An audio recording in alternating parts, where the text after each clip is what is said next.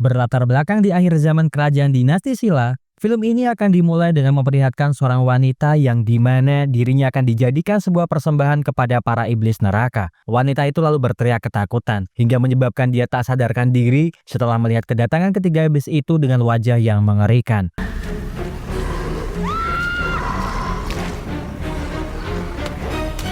Akan tetapi, sepertinya wanita tersebut memang sengaja terikat di sana agar seorang ahli pedang pemburu iblis yang bernama Yiguak bisa memusnahkan para iblis-iblis yang selama ini telah banyak membuat keresahan di desa itu.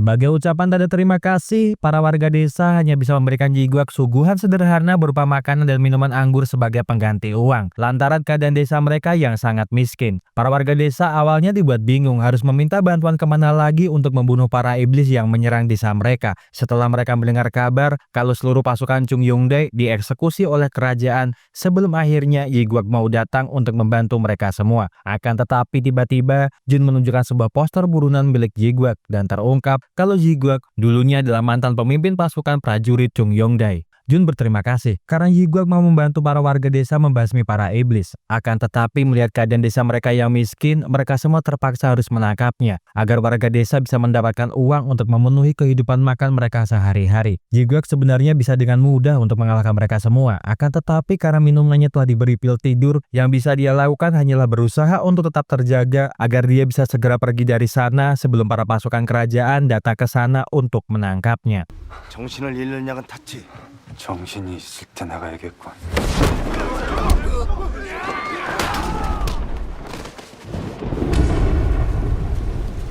Meskipun Yiguak berhasil lolos dari kepungan para warga desa, namun melihat kondisinya yang tidak memungkinkan dirinya untuk melanjutkan pelarian, Yiguak pun memutuskan untuk beristirahat terlebih dahulu di sebuah kuil kecil yang ada di dalam hutan sembari menunggu efek obat tidur tersebut menghilang dari tubuhnya. Akan tetapi, tidak tahu dengan apa yang ada di dalam kuil tersebut, terjadi fenomena yang tak biasa karena tiba-tiba semua lukisan yang ada di dalam sana mengeluarkan sebuah cahaya yang indah hingga menyebabkan Yiguak teringat tentang masa lalunya yang kelam.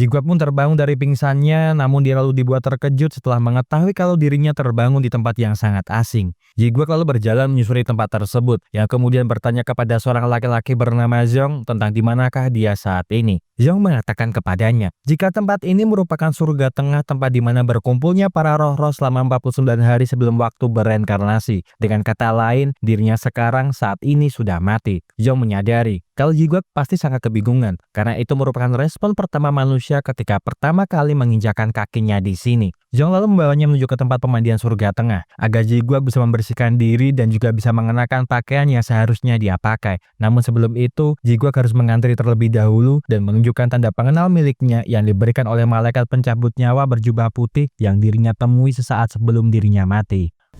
어? 뭐야 이거? 죽을 때 저승사자 못 만났어? 저기요! 처음부터 어리버리하더라고요. 탄치탕에도 안 갔다 온 것 같고. Merasa ada yang aneh dengan Yiguak, Zhong langsung melaporkan hal tersebut kepada malaikat yang bertugas di tempat pemandian surga tengah untuk memeriksa Yiguak. Lantaran sangat aneh bila seseorang yang telah meninggal tidak mempunyai tanda pengenal dan juga tubuhnya yang masih mulus tanpa adanya luka. Sang malaikat lalu mengambil gulungan yang berisikan data tanggal meninggalnya seorang manusia. Namun setelah beberapa saat dia mencarinya, sang malaikat tidak bisa menemukan nama Yiguak tertera di dalam gulungan tersebut. Sang malaikat dan beberapa roh yang berada di sana pun terkejut dengan hal tersebut, lantaran tak percaya kalau ada seorang manusia yang masih hidup bisa berada di sini. Apalagi argumen tersebut diperkuat dengan Yiguak yang tiba-tiba muntah air, padahal sebagai roh manusia, mereka tidak akan bisa melakukan hal-hal seperti itu. 생인? 아이 그럼 안 죽은 거야? 생인! Jiguak pun berlari menjauh dari tempat pemandian, lantaran bingung dengan apa yang sedang terjadi pada dirinya. Hingga tak sengaja, dirinya melihat beberapa malaikat pasukan berkuda melintas di dekatnya. Tujuan utama dari para pasukan berkuda itu ke surga tengah adalah untuk memperingatkan para roh yang ada di sana agar segera menjauh dari tempat itu. Karena beberapa pasukan iblis sudah memulai pemberontakan yang mengakibatkan banyak dari pasukan malaikat putih tewas. Namun belum juga para malaikat putih bisa mengevakuasi para roh, beberapa pasukan iblis yang mengejar mereka telah sampai di tempat tersebut. Para pasukan iblis pun berhasil membantai banyak roh yang ada di surga tengah, sekaligus juga membumi hanguskan para malaikat putih yang menjaga keselamatan Sowa. Karena tujuan sebenarnya para malaikat putih di sana adalah untuk menjaga Sowa dari mara bahaya yang akan mendatanginya.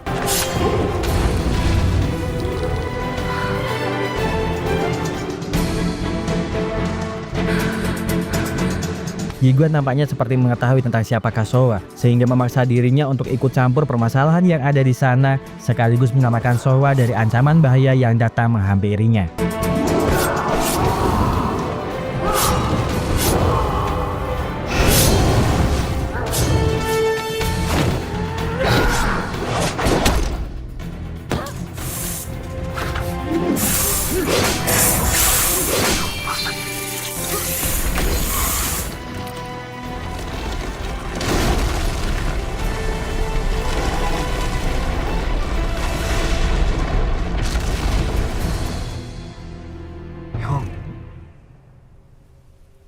Sowa pun akhirnya tersadar dari pingsannya, akan tetapi dia dibuat terkejut dan takut melihat gelagat Jiguat yang sangat menakutkan. Jiguak sepertinya sangat mengenal Sowa, namun tidak dengan Sowa yang malah menyadari kalau Jiguak adalah seorang manusia. Flashback pun diceritakan ketika dulu Jiguak sedang diadili oleh para penduduk desa, lantaran istrinya yang ternyata adalah Sowa dituduh sebagai penyihir karena mempunyai kemampuan untuk memanggil iblis, padahal Sowa bukan orang yang bertanggung jawab menghancurkan desa mereka. Jiguak hanya bisa melihat ketika Sowa mati di hadapannya tanpa bisa berbuat banyak demi menyelamatkan istrinya. Melihat kenyataan kalau istrinya bukanlah istrinya yang dahulu, agak membuat Jiguak terperanjat sebelum akhirnya mereka berdua bersembunyi dari para iblis yang menyusul mereka sampai di hutan tempat mereka berlindung.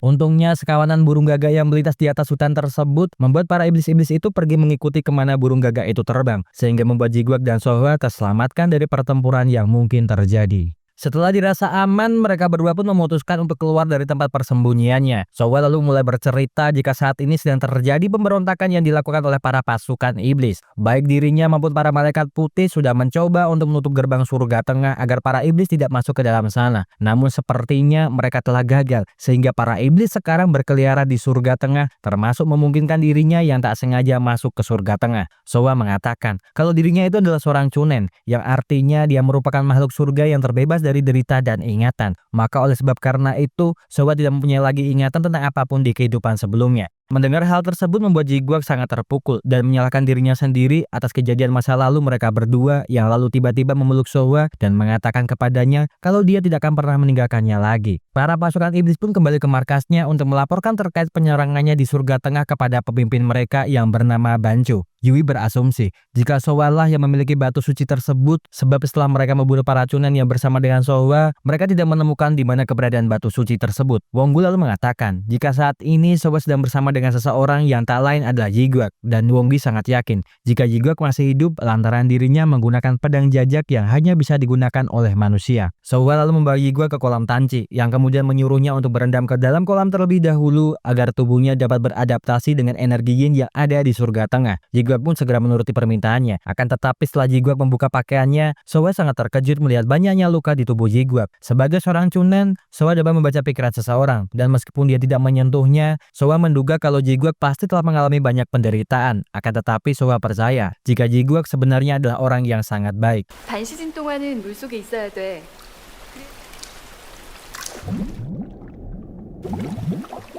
Sebelum kejadian ini, Sowa dan para malaikat putih bertemu dengan Tuan Chunon yang memberikan perintah kepada mereka semua untuk melindungi surga tengah bagaimanapun caranya. Karena jika sampai surga tengah binasa, maka orang mati tidak akan bisa masuk ke dalam surga hingga menyebabkan tidak akan adanya kelahiran lagi di dunia. Tuan Chunhon lalu memberikan batu suci miliknya ke tangan Sohwa, karena satu-satunya malaikat putih yang dia percayai hanyalah dirinya. Sohwa sempat menolak permintaan Tuan Chunhon, lantaran dirinya hanyalah seorang murid biasa yang belum mempunyai kekuatan hebat untuk melindungi batu suci tersebut. Namun Tuan Chunhon mengatakan kepada Sohwa, jika dirinya telah mengerti, maka dirinya pun akan otomatis bisa mendapatkan kekuatan dari batu suci itu sendiri.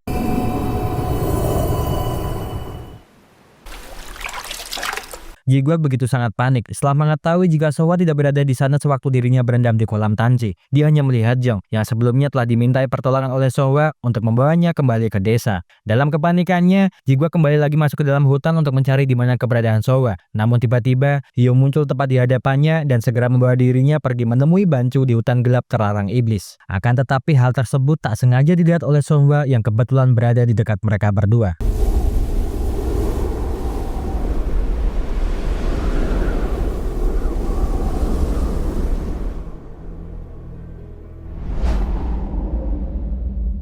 Sesampainya di sana, kedatangan Jiguak disambut begitu sangat hangat oleh Tuan Bancu, dan momen pertemuan mereka sekaligus menjadi pengingat perihal bagaimana dia dan Bancu bertemu untuk kali pertama setelah dirinya terluka hatinya akibat kehilangan Sohwa. Sebagai komandan tertinggi pasukan pemburu iblis kerajaan Chung Yandei, Bancu lalu mengajak Jiguak untuk bergabung dengan mereka, lantaran rumor yang dia dengar kemampuan berpedangnya sungguh sangatlah hebat. Tak membutuhkan waktu yang lama setelah Jiguak bergabung bersama dengan pasukan pemburu iblis, Jiguak pun diangkat Bancu menjadi komandan pasukan lantaran Bancu sangat mempercayai kemampuan Jiguak untuk melanjutkan kepemimpinannya. Bahkan Bancu memberikan Jiguak sebuah pedang jajak yang sangat legendaris sebagai hadiah, dan hanya seorang manusia kuat sajalah yang dapat menggunakan pedang tersebut. Meskipun sudah bertahun-tahun Sohwa meninggal, nampaknya Jiguak masih saja kepikiran tentang hal tersebut, apalagi saat itu dirinya hanya bisa melihat dan tidak mampu berbuat lebih untuk menyelamatkan istrinya. Bancu yang kebetulan juga berada di sana lalu bercerita tentang masa lalunya yang dulu juga kehilangan istrinya akibat bunuh diri yang istrinya lakukan. Ketika itu, istrinya diperkosa oleh seorang anak bangsawan yang sekarang menjabat sebagai menteri istana. Padahal saat itu, istrinya sudah mengandung anak mereka berdua. Akan tetapi, bukannya menangkap anak bangsawan tersebut, para petugas keamanan kerajaan malah mengkambing hitamkan seorang pengemis sebagai penyebab kematian istrinya. Dirinya sudah menunggu bertahun-tahun agar menteri tersebut diadili. Akan tetapi, karena dia sudah sangat lelah dengan hukum yang ada di kerajaan ini, malam ini dia akan memimpin pemberontakan ke istana bersama dengan semua pasukan kerajaan Chung Yongdai demi menuntaskan dendam yang bertahun-tahun telah dia pendam. Jiguak sempat menghadang Bancu dan para pasukan Chung Yongdai yang lainnya untuk tidak melakukan pemberontakan, karena pemberontakan ini tidak akan sebanding dengan nyawa yang mereka korbankan. Namun meskipun Jiguak sudah memohon kepada mereka semua, Bancu dan yang lainnya tetap akan melanjutkan misi mereka untuk melakukan pemberontakan.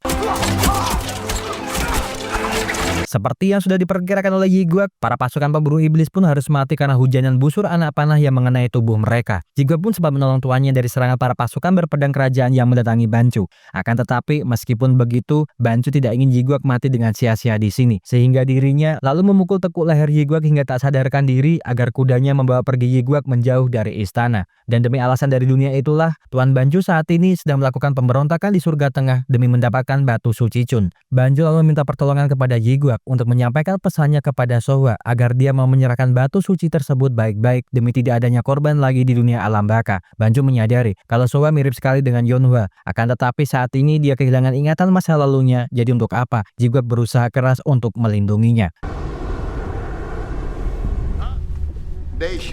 Sekembalinya Bancu ke markas para iblis, dia lalu memberitahukan kepada semua bawahannya kalau dia tidak akan pergi kemana-mana sampai kekuatannya sempurna. Dan untuk menyempurnakan kekuatannya, dia harus mengubah energi bulan purnama. Maka demi mempercepat hal tersebut, dia akan menggunakan kolam pemantulan untuk memajukan datangnya waktu bulan purnama. Merasa dirinya telah dibohongi oleh Jiguak, Sohwa tanpa ragu mengacukan pedang miliknya tepat di wajah Jiguak. Sohwa yang marah berasumsi jika selama ini Jiguak mendekatinya karena dia ingin merebut batu suci yang dimilikinya. Jiguak yang tidak ingin Sohwa salah paham dengannya meminta Sohwa untuk membaca pikirannya kalau Sohwa tidak percaya terhadapnya, karena sebagai seorang Chunen, dia seharusnya mempunyai kekuatan untuk membaca pikiran dirinya.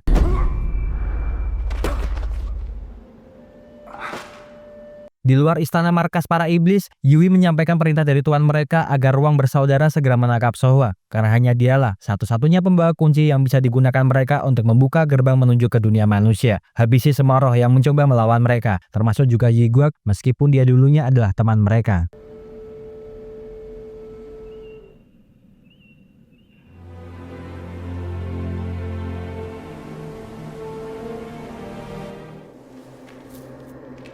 Keesokan siangnya, Wonggul dan Wonggi telah sampai di suatu tempat di mana Yiguak dan Sohwa beristirahat, akan tetapi Wong bersaudara sudah tidak bisa menemukan keberadaan mereka berdua di sana. Wonggul sebenarnya sempat ragu dengan keputusan dari Tuan Bancu jika mereka harus membunuh Yiguak, apalagi dulunya Yiguak selalu menjaga mereka berdua layaknya saudara. Wonggi pun mengatakan kalau semua keputusan ini akan tergantung dengan bagaimana sikap Yiguak terhadap mereka. Karena apapun yang terjadi, mereka berdua tetap harus mengikuti perintah yang diberikan oleh Tuan Bancu kepada mereka. Sohwa sebenarnya sangat khawatir dengan bagaimana keadaan Yiguak. Lantaran sebagai seorang manusia yang masih hidup, berada di tempat ini sangatlah berbahaya. Apalagi di tempat ini dipenuhi dengan energi yin yang akan membuatnya terluka, yang secara perlahan-lahan akan membunuhnya, bahkan membuat dirinya tidak akan bisa bereinkarnasi lagi. Yiguak pun dibuat bingung untuk menjawab pertanyaan tersebut, karena satu hal yang pasti, Yiguak sangat senang bisa bertemu lagi dengan masa lalunya. Tak lama setelah itu, kawanan burung gagak terbang di sekitar mereka yang kemudian membuat mereka berdua terpaksa segera pergi dari sana untuk mencari tempat persembunyian. Akan tetapi sejauh apapun mereka berdua berusaha untuk bersembunyi, Wong bersaudara dapat mengejar pelarian mereka berdua. Wonggul mengatakan kepada Yiguak untuk tidak perlu ikut campur urusan mereka, karena tujuan mereka berdua hanyalah ingin mengambil batu suci Chun dari tangan Sohwa. Sohwa pun lalu mengeluarkan pedangnya untuk menyerang mereka berdua. Namun kemampuan berpedang maupun bertarung Sohwa tidaklah sehebat itu. 이건 이광님과는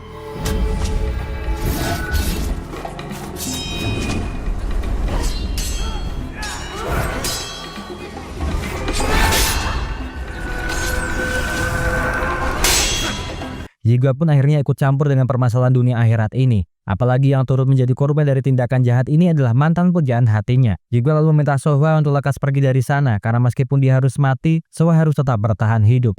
날 죽이는 건 괜찮지만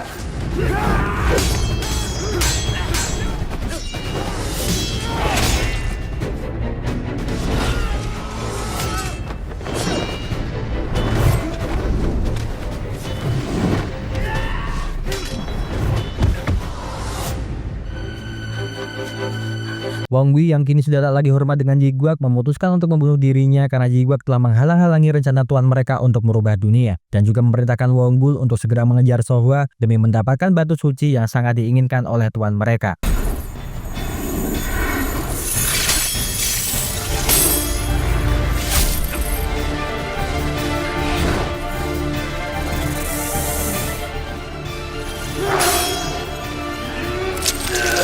Berhasil lolos dari rantai yang hampir menusuk jantungnya, Yiguak pun segera berlari menuju ke tempat Sohwa yang saat ini sedang dalam keadaan berbahaya.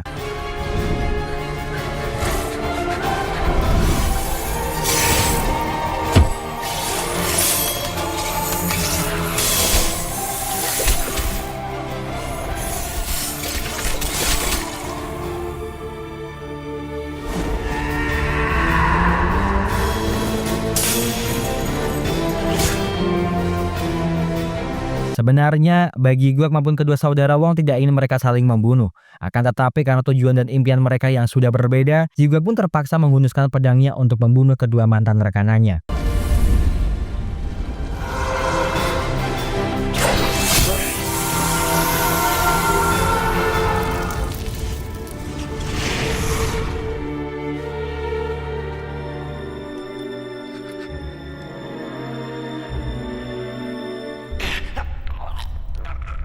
Tuan Bancu sangat marah kepada Yowie karena seenaknya memberikan perintah kepada saudara Wong untuk membunuh Yiguak sehingga mereka berdua pun harus terbunuh. Yowie pun mengatakan kalau dia terpaksa melakukan ini karena dia ingin segera melihat dunia baru yang akan tuannya ciptakan. Terlebih lagi semenjak dulu Yowie tidak terlalu menyukai Yiguak. Yowie lalu bertanya kepada tuannya tentang mengapa dirinya masih saja peduli terhadap Yiguak, padahal saat ini Yiguak sudah menjadi pengkhianat. Tuan Bancu pun mengatakan kalau dirinya telah mempunyai rencana tersendiri terhadap Yiguak. Terlebih lagi di masa lalu mereka berdua mengalami penderitaan yang sama. Setelah kejadian tersebut, ia menemui Yowie yang masih kesal dengan sikap tuan mereka, demi mengingatkannya kembali untuk jangan pernah lagi melakukan tindakan sembrono yang bisa menyebabkan rencana tuan mereka hancur berantakan. Namun sepertinya, Yowie yang terlanjur sangat dendam kepada Yiguak tidak peduli dengan ucapan Hyo dan tetap berpegang teguh pada pendiriannya yang dengan akan tetap membunuh Yiguak meskipun tuan mereka masih ragu dengan hatinya. Setelah insiden penyerangan tersebut, Sohwa begitu sangat menyesal lantaran dirinya masih sangatlah lemah karena jika dia bisa sedikit saja lebih kuat, dirinya pasti bisa untuk melindungi surga tengah, apalagi membuat Yiguak harus terlibat dalam kekacauan ini. Namun sepertinya Yiguak tidak peduli dengan hal tersebut lantaran pertarungan seperti itu sudah sering dia lakukan di dunia manusia. Terlebih lagi, dia bisa melakukan hal yang dulu tidak bisa dia lakukan, yaitu melindungi Sohwa dengan hidupnya. Keesokan harinya mereka berdua pun melakukan perjalanan yang panjang dengan melewati padang rumput yang sangat luas menuju ke desa tempat di mana roh bermeditasi sekaligus tempat para roh membersihkan dosa-dosa dunia mereka.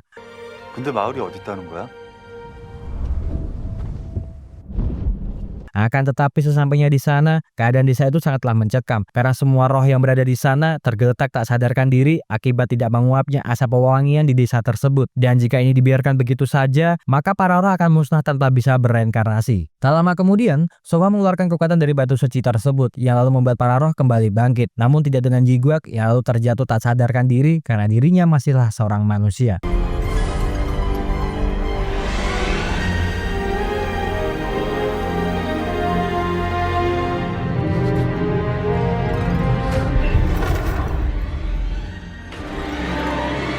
왜 그래?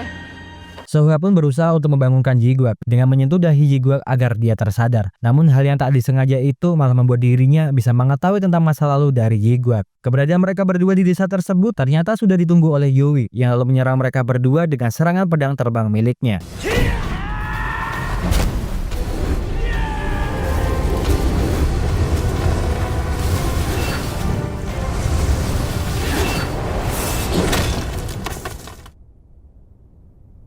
언제까지 그 남자를 이용할 생각이지?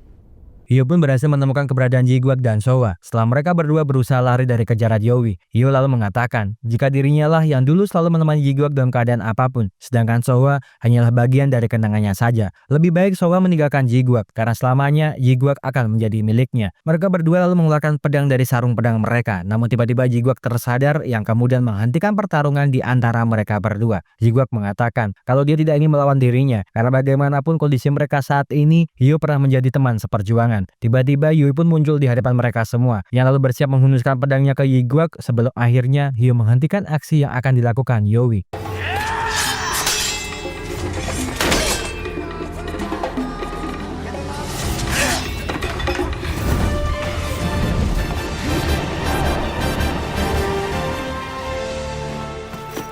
Gagal untuk menangkap Jiguak dan Sohwa, Yowie memperingatkan Hyo untuk tidak menghalang-halanginya lagi, karena jika itu sampai terjadi lagi, maka Yowie tidak akan segan-segan untuk membunuhnya.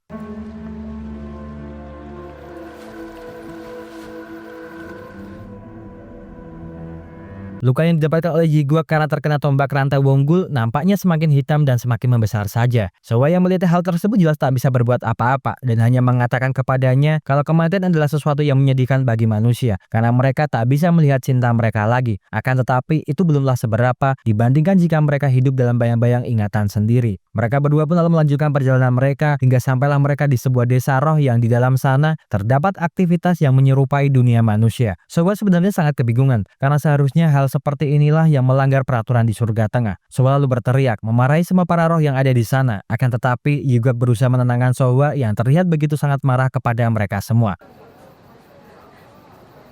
Sowa mengatakan kepada Jiguak kalau inilah yang terjadi jika para roh tidak menghapus ingatannya, maka mereka pun tidak akan bisa menjalani kehidupan yang baru. Sama seperti juga yang ada di dalam ingatan Jiguak, dan Sowa menyadari itulah alasan utama dirinya melindungi dirinya. Sowa mengingatkan kepada Jiguak kalau dirinya bukanlah orang yang ada di ingatannya, melainkan hanyalah bagian dari kenangannya saja. Di tengah-tengah perdebatan mereka berdua, terlihat rombongan parade pernikahan datang menuju ke arah mereka, dan ternyata itu adalah Chang Busin yang merupakan seorang pemusik salah satu kenalan Sowa di surga tengah. Sowa bertanya kepada Chang Busin tentang kemanakah jalan menuju ke kolam pemantulan, karena dia harus sampai di sana sebelum bulan purnama. Chang Busin pun meminta maaf kepada Sonhwa karena ulah dirinya lah yang membuat Sowa tersesat, karena tempat ini dia bangun sebagai tempat para roh yang selamanya ingin tinggal di sini tanpa kehilangan kenangan mereka. Namun, Chang Busin berjanji akan membuatkan Sowa sebuah jalan menuju ke kolam pemantulan agar dirinya bisa lekas sampai besok siang di sana. Sowa pun bertanya kepada Chang Busin tentang kenapa para arwah-arwah ini menolak untuk menghilangkan ingatan mereka, padahal itu hanya semakin menambah penderitaan bagi mereka. Chang Busin lalu mengatakan kalau kenangan bukanlah suatu penderitaan. Bagi mereka, ingatan itu ada semenjak mereka masih menjadi manusia. Entah bahagia, senang, maupun sedih, ataupun sakit, itulah yang dinamakan cinta. Para arwah pernah menjadi manusia, dan dirinya pasti juga pernah merasakan apa yang dinamakan cinta. Namun sebenarnya, alasan utama Chang Busin membangun tempat ini adalah memberikan ruang bagi mereka agar dapat menikmati sisa hidup mereka hingga waktu bereinkarnasi. Tak lama kemudian, pasangan yang akan menikah itu datang untuk meminta doa restu kepada Songhwa karena mereka percaya doa dari Songhwa akan bisa membuat mereka berdua menjadi pasangan yang berbahagia.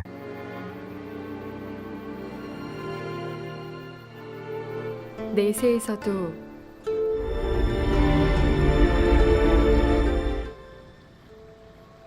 Jiguak pun mendatangi Sohwa yang sedang terlihat memikirkan sesuatu. Dia lalu tiba-tiba bercerita kepadanya tentang kenapa dulu istrinya meninggal. Jiguak mengatakan kalau dulu ada wabah yang menyerang desa dan dia melihat arwah yang tidak dapat pergi karena arwah itu cemas terhadap ibunya. Dirinya lalu menceritakan hal tersebut kepada Yonhwa dan Yonhwa menceritakan hal tersebut kepada ibunya. Arwah itu akhirnya meninggalkan desa yang tentunya membuat sang ibu bahagia. Namun beberapa orang malah mengira kalau Yonhwa lah yang telah memanggil para hantu hingga menyebabkan desa mengalami wabah. Jiguak sangat menyesali hal tersebut dan sampai sekarang menyalahkan dirinya atas apa yang terjadi pada istrinya. Maka oleh sebab karena itu, jika nanti dia mati dalam pertempuran, Jiguak ingin terakhir kembali sebagai seorang manusia dan ingin bertemu dengan Yonhwa sekali lagi. Tak lama kemudian beberapa roh datang ke sana menemui Chang Busin untuk memberitahukan kepadanya kalau para iblis terlihat sedang menyerang tempat mereka. Sohwa yang mendengar hal tersebut pun lalu segera menuju ke tempat keberadaan para iblis agar para iblis tidak menghancurkan roh para arwah yang berada di tempat itu.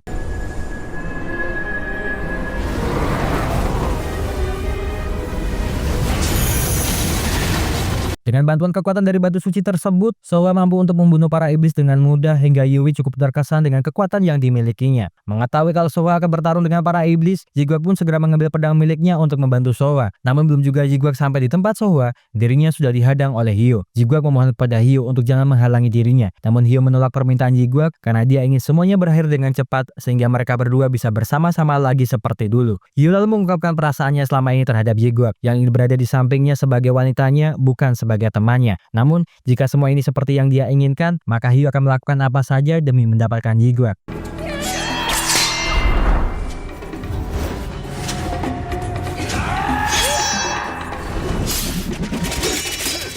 Jiguak yang berhasil mencegah pedang Yui menghunus ke tubuh Sohwa segera memerintahkan Sohwa untuk segera pergi dari sana menuju ke kolam pemantulan. Sementara dia akan menahan para pasukan iblis yang sedang mengincarnya. Namun belum juga Sohwa bisa menjauh dari sana, Hyo menggunakan kekuatannya agar dirinya bisa masuk ke dalam tubuh Sohwa.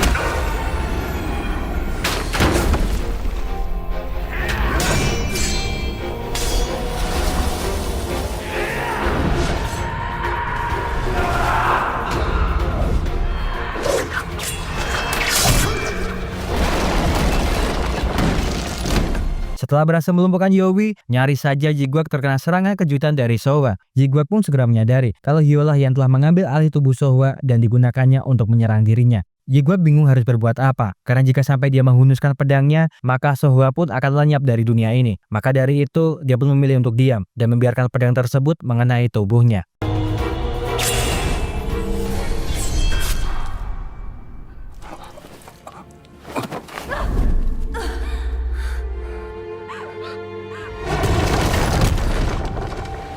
Merasa bersalah karena telah menghunuskan pedangnya ke tubuh orang yang paling dia cintai, Hyo pun memutuskan untuk melindungi Jiguak dari serangan Yui yang bangkit kembali setelah serangan terakhir yang diterima olehnya. Meskipun hal tersebut juga membunuhnya, namun Hyo merasa bahagia karena bisa melindungi orang yang dicintainya meskipun Jiguak tidak mencintainya.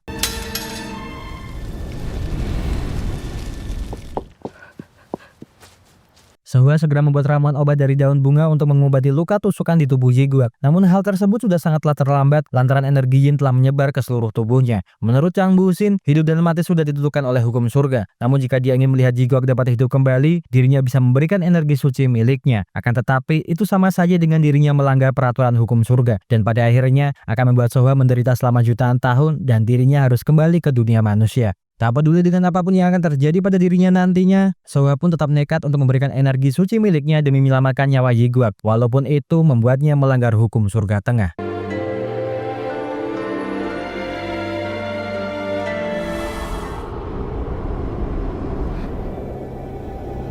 소아님, 마누리. Bulan purnama pun sudah muncul lebih cepat dari dugaan Sohwa sebelum dirinya berhasil sampai ke kolam pemantulan. Lantaran Banju telah menggunakan kekuatannya untuk mempercepat kemunculan bulan purnama. Jiguak pun juga terbangun dari komanya. Akibat kedatangan Banju yang sangat kecewa kepada Jiguak karena dirinya lebih memilih mengkhianati dirinya beserta dengan saudara-saudara seperjuangannya demi melindungi Sohwa. Jiguak tidak bisa menerima hal tersebut. Sebab dengan apa yang dilakukan oleh Banju sama saja dengan kejahatan lantaran dirinya ingin balas dendam kepada dunia. Dia tidak bisa menerima semua perbuatan yang dilakukan oleh dirinya. Maka oleh sebab karena itu, dia akan melawannya meskipun harus pergi ke neraka sekalipun. Sohwa pun berniat akan segera pergi menuju ke kolam pemantulan. Namun tiba-tiba Jiguak terlempar dari lantai 2 yang tak lama kemudian Bancu muncul di hadapan mereka. Tanpa banyak kata, Sohwa pun langsung menyerang Bancu. Akan tetapi dirinya bukanlah lawan yang seimbang bagi Bancu. Bancu pun membawa Sohwa ke markas para iblis lantaran batu suci tersebut telah menyatu dengan tubuh Sohwa. Dia lalu mengatakan kepada Jiguak kalau cinta tak dapat mengubah dunia. Jadi janganlah melawan karena dirinya tidak akan bisa berbuat apa-apa. Meskipun harus melawan ribuan iblis ataupun malaikat maut di dalam neraka sekalipun, Jiguak pun segera menuju ke kolam pemantulan demi menyelamatkan Sohwa dari sana.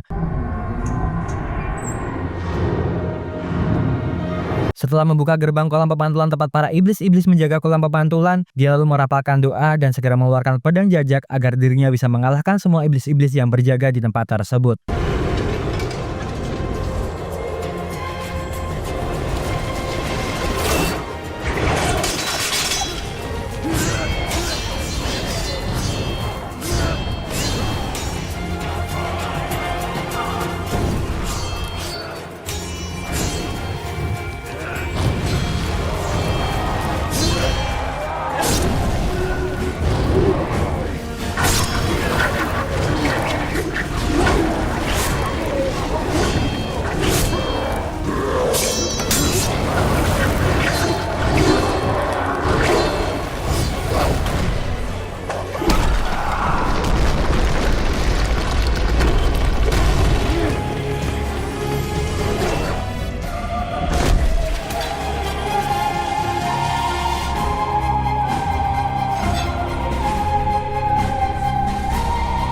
Setelah berhasil melewati hadangan ribuan iblis yang berada di luar kolam pemantulan, Jiguak pun bersiap untuk melawan Bancu di kolam pemantulan yang terlihat sudah menunggunya dengan pedang iblis neraka yang dia miliki.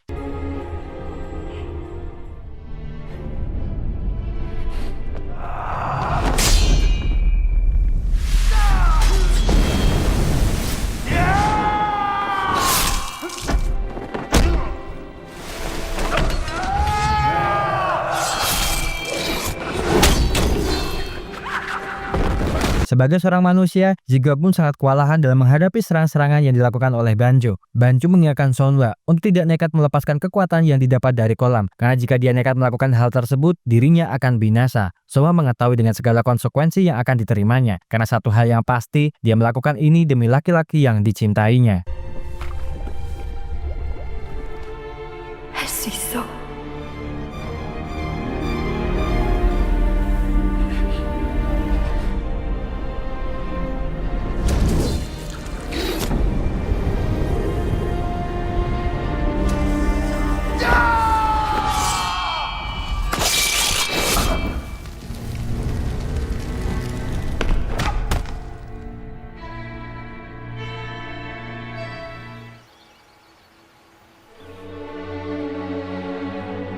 Dan sebelum film berakhir, Jiguak mengeluarkan setangkai bunga langka yang sebelumnya diberikan oleh Sohwa. Jiguak mengatakan, jika saat ini dia dapat mencium bau dari bunga tersebut, dan akhirnya dia merasakan tangan Sohwa yang begitu hangat. Jiguak bertanya kepada Sohwa tentang apakah dirinya dapat bisa bertemu lagi dengannya, karena jika mereka tidak bisa hidup bersama, setidaknya Jiguak akan selalu mengingat dirinya untuk selama-lamanya. Terima kasih seluruh sudah menonton rekaman film yang Mas aku persembahkan untuk kalian semuanya. Semoga terhibur. See you!